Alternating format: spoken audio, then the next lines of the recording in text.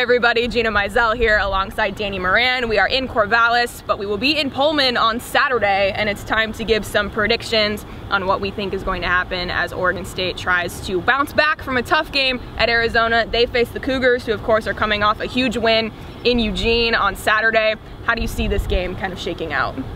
It's a little different than I thought maybe after week one when Washington State lost to Portland State. What a weird year for them. It's been just across the entire Pac-12, it seems like you expect one thing one week and it's totally different. But just given what we saw from Oregon State last week, you know, fairly inept both offensively and defensively. Washington State coming off a huge win. Maybe the chance for a bit of a letdown, but they are at home. I think that the crowd will be excited to see them there. And one thing that we saw last week too is Washington State running the ball well, which is something you don't expect. You could expect, you know, they're the pass the most frequently out of any team in the nation, but you know, they're really clicking offensively. So I would say at this point, Washington State 41, Oregon State 17.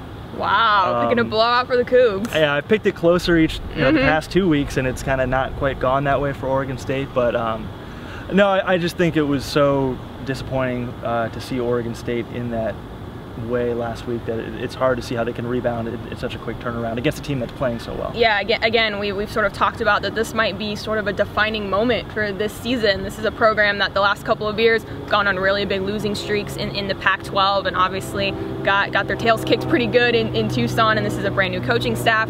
Veterans have talked about trying to rally the troops and that they felt they've responded well in practice this week, but I'm with you. I think I like Washington State at home in this game. Not quite the blowout that you're projecting. I'll say like 34-20, something along those lines. I think I picked something closer in the paper on Monday, but again, it's sort of like until we see this team come out and get a victory, it's hard to project anything other way. And I mean, they played well against Stanford for 2.5 quarters. They played well for a stretch against Michigan, but I'm curious to see how this team shakes out and responds after such a tough defeat. It does change every week though. I mean, you see UCLA, Arizona State, USC, Washington, Oregon.